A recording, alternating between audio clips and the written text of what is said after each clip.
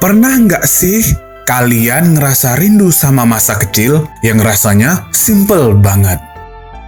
Bangun pagi, beli jajanan 100 perak, terus duduk di depan warung, baca komik yang gambarnya hitam putih.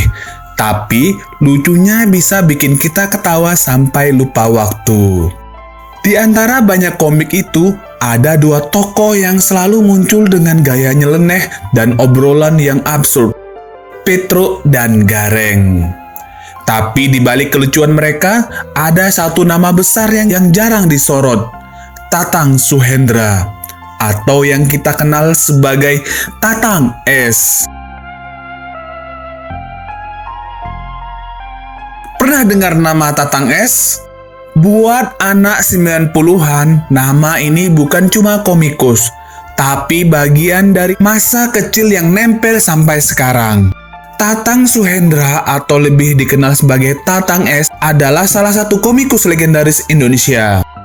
Lewat goresan tangannya, tokoh-tokoh pewayangan seperti Petruk, Gareng, dan Bagong berubah menjadi ikon budaya pop yang jenaka, nakal, dan sangat dekat dengan kehidupan rakyat jelata. Di masa ketika komik-komik Jepang seperti Dragon Ball dan komik barat seperti Tintin, Asterix, bahkan Smurf mulai mengisi rak toko buku, Tatang S tetap bisa berdiri sejajar.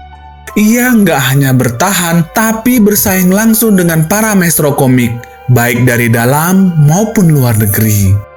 Sejak tahun 1970-an, Tatang mulai menapaki dunia komik Indonesia.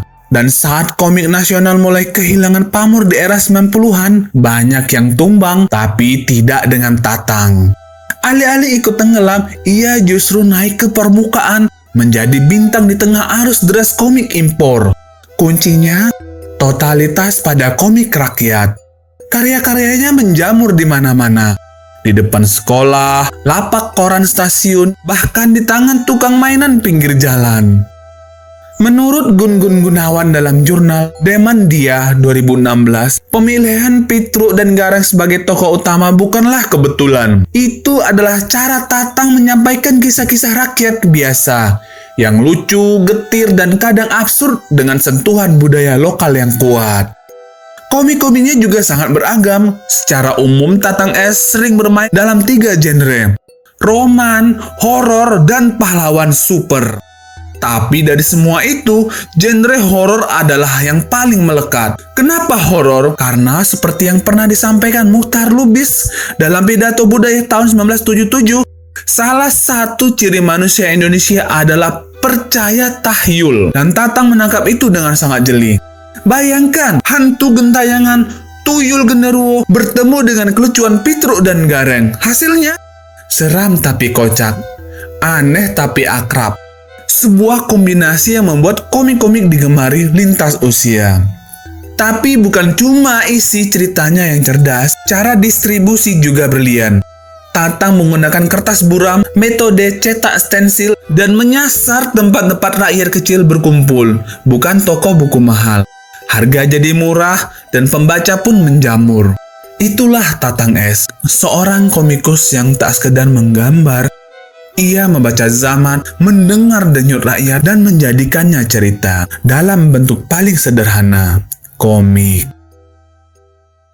Bayangkan, harga komik ini cuma Rp500. Murah banget untuk ukuran anak SD zaman 90-an. Tapi isinya, waduh, rasanya lebih seru dari kartun di TV. Tokohnya adalah Punakawan, Petruk yang nekat tapi kocak, Gareng yang sok bijak tapi suka blunder, Bagong yang sembrono, dan Pak Semar, si bapak bijak yang sering muncul tiba-tiba buat ngasih wejengan. Latar tempatnya, Desa Tumaritis. Suasana khas desa Indonesia banget. Ronda malam, gotong royong, orang-orang suka ikut campur tapi peduli. Dan yang paling menarik, kisahnya seringkali dibumbui horor. Dari pocong, kutil anak, sampai genderuwo, tapi tetap saja, semuanya dibalut dengan humor yang ringan. Tatang S bukan hanya membahas urban legend, kadang dia juga memasukkan unsur superhero. Dari Gundala sampai Batman, bahkan Satria Baja Hitam. Salah satu eksperimennya yang paling ikonik adalah saat Pitruk menjadi Ksatria Baja Hitam dan Gareng berubah jadi Ksatria Naga Geni. Tatang Es bikin kita sadar bahwa pahlawan itu nggak harus serius. Yang penting tulus dan bikin orang ketawa. Kalau Pitruk jadi Baja Hitam, Tatang Es juga nggak ketinggalan ngasih spotlight ke sahabatnya, Gareng. Dalam salah satu komik lainnya, Gareng berubah menjadi Ksatria Naga Geni. Gaya bicaranya, ya Gareng banget. Belibet, kadang nyeleneh, kadang malah debat dulu sebelum berantem. Lucunya di tengah duel, pasti ada selipan kelakar yang bikin pembaca ngakak. Inilah kekuatan Tatang Es, nyambungin budaya pop luar negeri dengan lawakan khas rakyat Indonesia. Meskipun kisah-kisahnya cenderung pendek dan nggak bersambung, justru itulah daya tariknya. Kita bisa mulai dari mana saja. Setiap kisah membawa tema berbeda. Kadang romansa lucu, kadang horor yang absurd, kadang aksi pahlawan super kampung yang kocak. Komik ini menyuarakan realitas masyarakat kecil. Mereka yang pengangguran, kerja serabutan, suka utang, tapi tetap semangat merayu gebetan dan aktif ronda malam.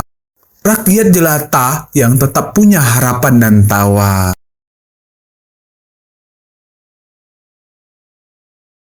Menariknya, baru tahun 2000-an, wajah Tatang Es mulai ditampilkan di sampul komiknya. Bukan untuk popularitas, tapi untuk membedakan karya aslinya dari bajakan.